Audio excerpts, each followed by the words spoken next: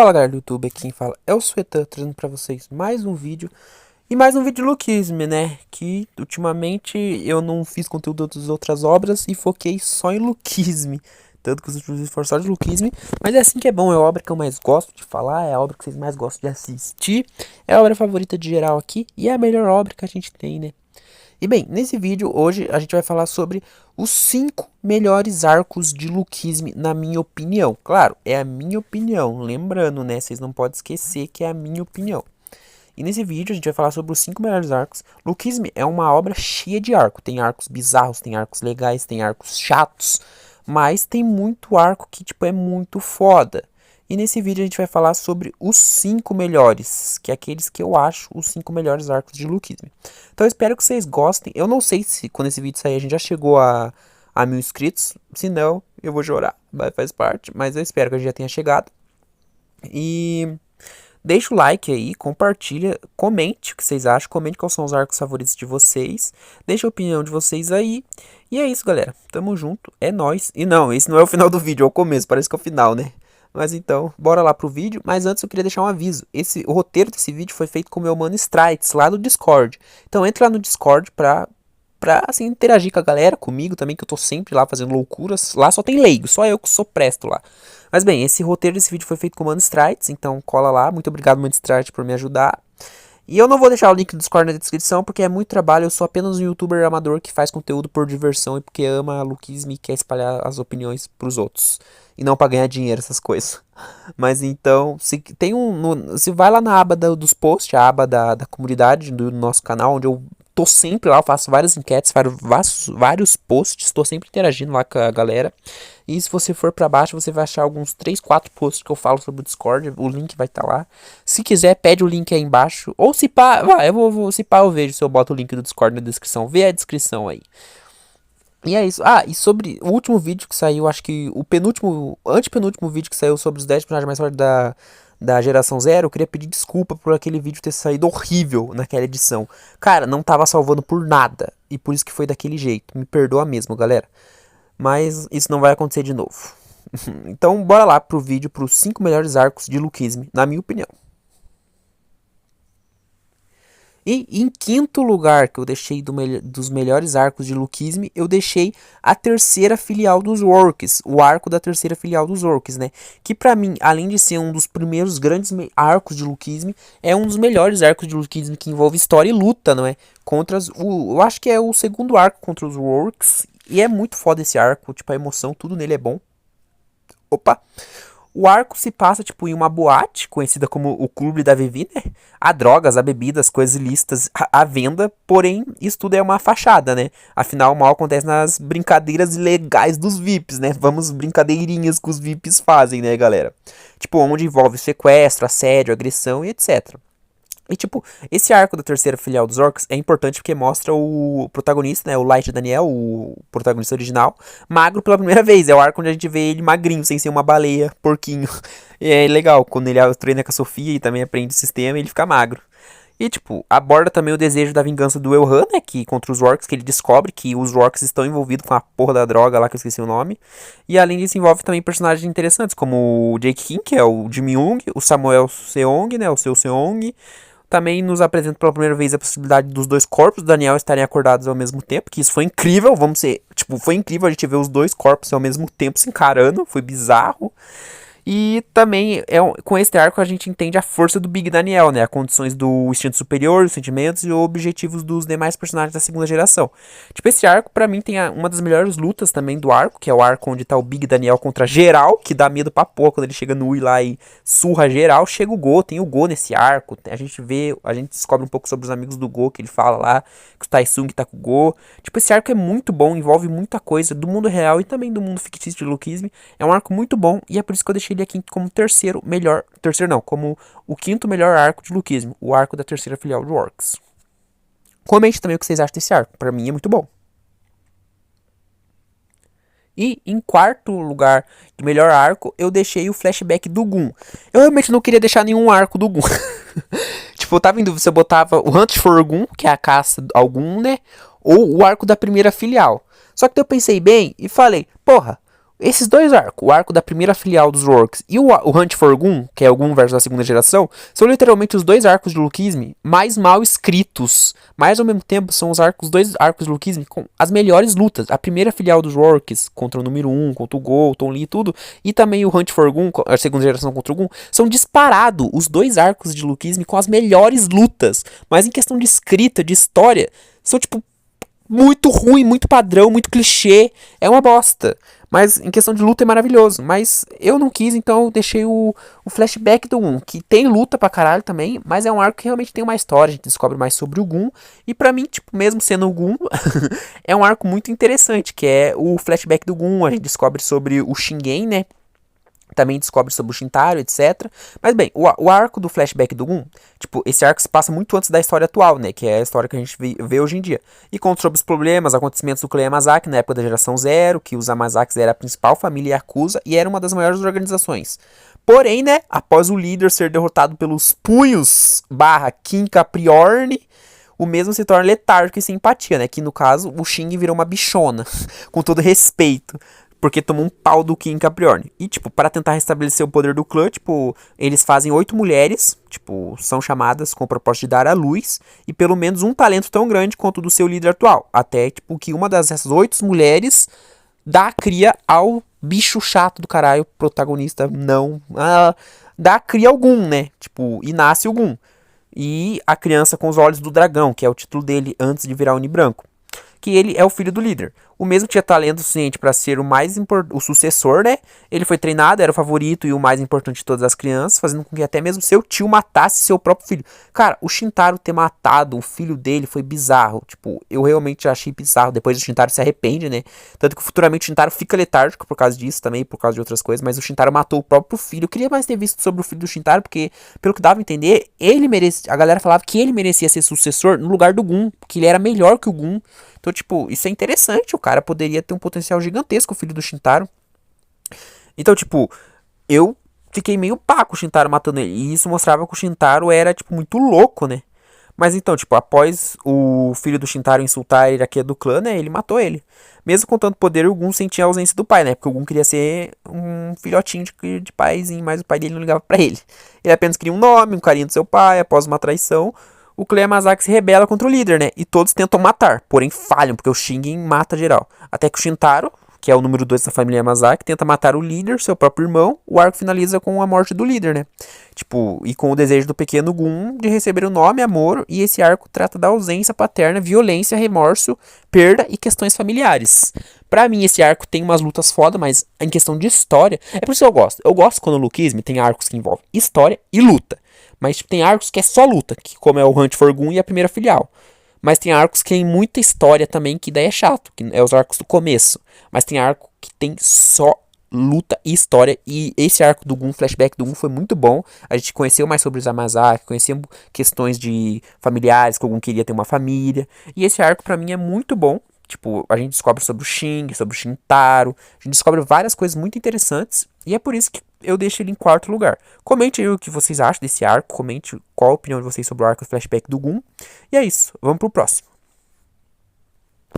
E em terceiro lugar de melhor arco de Lukeism é a história do Hostel. E galera, esse arco da história do Hostel, lembra que eu falei que eu gosto de arcos que é história e luta? Não só luta e não só história, mas o arco da história do Hostel, que é, tipo, tem muita pouca luta, mas tem umas lutinhas, mas quando é só história, mas esse arco de só história, eu vou me refutar aqui, mas é maravilhoso. Quem não acha o arco da história do Hostel maravilhoso é um completo drogado. Desculpa, mas é.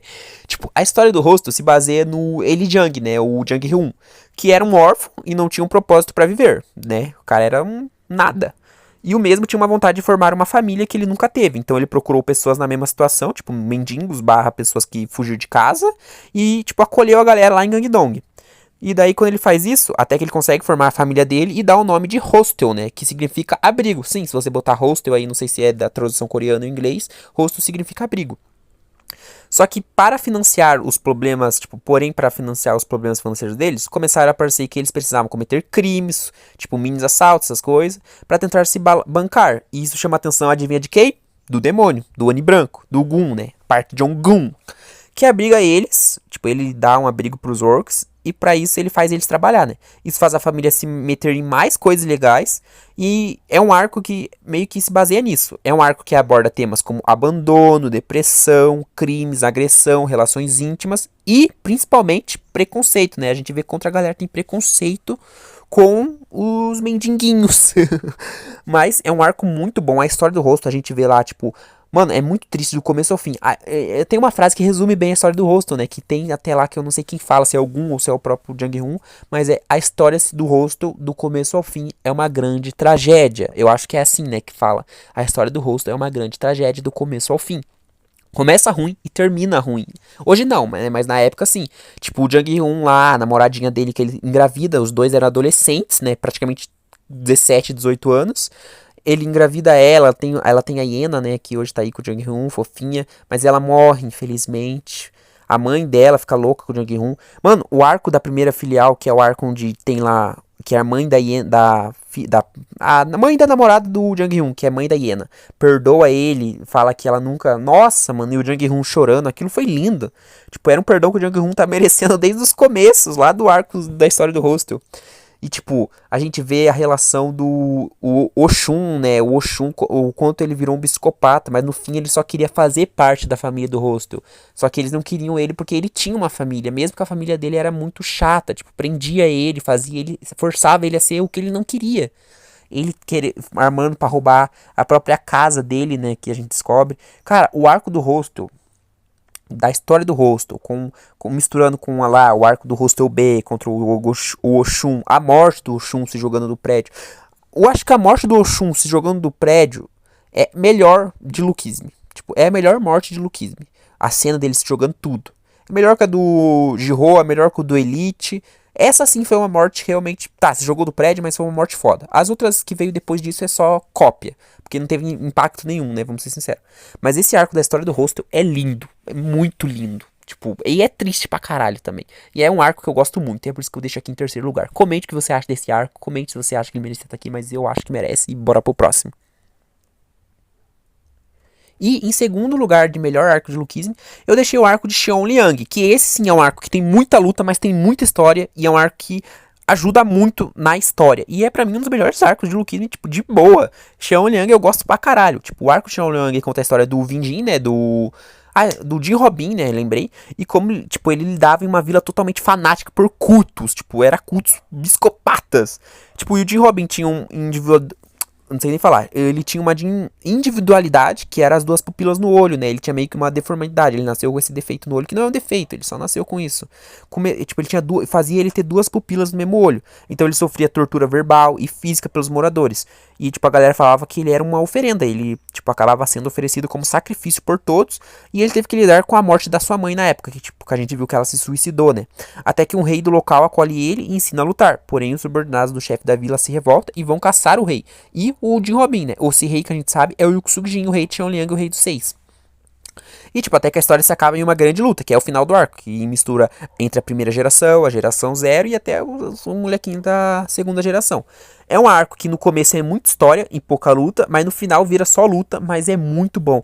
Eu acho que eu acho que, tirando a única morte de Lukism que não é pulando de um prédio e é muito boa, é a morte do Yuksuk-jin se afogando, se jogando no mar. Aquela morte dele foi linda, ele, tipo, falando as últimas palavras, entrando no fundo do mar, a cena dele lá se afogando. Mano, que lindo! A morte do Yuksuk-jin foi linda. O Yuksuk-jin era foda, ele era muito brabo, infelizmente ele morreu, mas o arco dele, o desfecho dele do Yuksuk-jin foi muito bom, ele era um rei muito foda, muito legal. Tipo, era uma vila cheia de psicopata, né? A gente via como o sacerdote entrava na mente da galera, a gente via como o ser humano era sujo ali, fazendo esse sacrifício. Mano, esse arco pra mim é um dos melhores arcos em questão de história e de luta. O arco de Xianliang é maravilhoso, é incrível, e eu só não boto em primeiro porque eu acho que tem um que é um pouco melhor em questão de história. Mas o arco de Xianliang pra mim é muito bom. Então comente o que você acha do arco de Xianliang, mas pra mim ele merece estar aqui. Merecia estar em primeiro tranquilamente também, mas pra mim é maravilhoso esse arco em todos os quesitos. Xianliang, volta pra gente. Foi o último ano, foi literalmente o último grande arco que o autor soube escrever muito bem, né, em questão de história e luta, e não só, tipo, o arco de Busan atual. Teve um pouco de história e luta, mas fora isso tá um arco muito mid. Começou a ficar bom agora, que chegou o Go e o Gitei. Vamos ser sinceros, né, mas comente o que vocês acharam, e eu deixei o arco de Xianliang e aqui em segundo lugar. E bora pro próximo. E em primeiro lugar, de melhor arco de Luquismo, na minha opinião, eu deixei a história do Big Jill. Não é a história do rosto, é a história do Big Jill. E pra mim, galera, esse arco também é muito bom, é incrível. A história do Big Jill é a mesma pegada da história do rosto, só que muda os assuntos, os quesitos, né?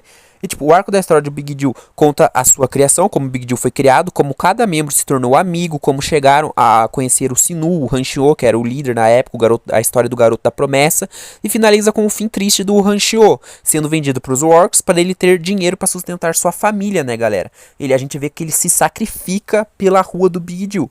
E tipo, é um arco que aborda questões sobre problemas financeiros, questões familiares, abandono também, perda, melancolia, tráfico humano e relações íntimas, galera.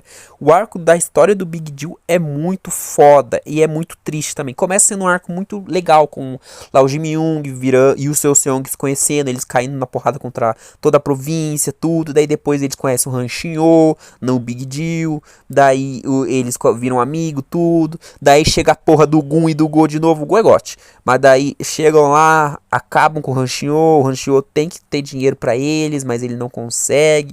E daí o Hanshio, a única coisa que ele faz pra salvar a rua do Big Jill, pra salvar o Big Jill, é, infelizmente, ter que se vender por muito dinheiro pros orcs. Porque como o próprio Eugênio disse, ele valia muito. A vida dele, ele valia muito. Então ele se vende pro Hostel e acaba aí. O Big Jill meio que acaba aí, né? Porque a gente vê que quem assume é o Jimmy Young, o Seo Seong meio que vai embora porque não quer mais. É muito triste a história do Big Jill também, galera. A gente vê que o Big Jill podia ser muito forte, porque a gente vê que o Big Jill podia ter o Elhan e podia ter o Hwang Yoshun. Imagine! Cara, o Big Jill seria monstruoso. Todos os 4 grandes grupos, os 3 na verdade, em um só grupo. Seria gigantesco, seria muito foda. Mas não rolou, né? A gente viu que acabou não rolando. E a gente viu o que aconteceu depois por causa disso, né? Mas galera, a história do Big Jill, eu até fico triste de falar, porque realmente era um arco, do começo à metade era só alegria, e a metade, e o fim dele é só desgraça, tristeza, dor, triste pra porra, o Hanshio se vendendo. Mas é bom que depois, futuramente, no futuro, bem muitos capítulos depois, a gente vê que o Hanshio aparece novamente, a gente vê que ele perdeu as memórias, ele ficou meio louco, tudo, virou um escravinho, um cachorrinho da mulher lá, e é muito bom ver o Jimmy Young salvando ele, trazendo ele de volta, galera. Aquilo do Jimmy Young trazendo ele de volta pro Big Jill foi lindo. Tipo, ele falando, vamos voltar para a nossa rua. Cara, aquilo foi lindo demais. E mais lindo ainda foi, tipo, a galera do Big Jill, tipo, com os braços para trás, cruzado, enquanto o Hanshio batia em todo mundo e eles não revidavam. Tipo, foi maravilhoso. O respeito que eles têm por Hanshio, o quão o Hanshio é importante para eles. O arco da história do Big Jill, pra mim, é um dos melhores arcos de Luquisme. É um arco maravilhoso em questão de história. Como eu disse, não tem muita luta, mas a história salva muito. É um arco engraçado, tem tudo nesse arco, galera. O arco da história do Big Jill foi o ápice da escrita do PTJ na época de antigamente. Tipo, na época de Luquisme de antigamente. Ou de Luquisme. Foi o ápice da escrita do PTJ, na minha opinião. O ápice da escrita do PTJ atual, no Luquisme atual, foi o arco de Xiaoliang. Mas na old school foi o arco do Big Jill, a história do Big Jill. Mas bem, galera, foi isso. Essa é a minha opinião. E é isso. Comente aí o que vocês acharam dos meus 5 arcos. Comente quais são os 5 arcos favoritos de vocês. Deem a opinião de vocês. E é isso, galera. Deixa o like, compartilha, se inscreve no canal. E tamo junto. Viva Luquisme! E Gun é bucha.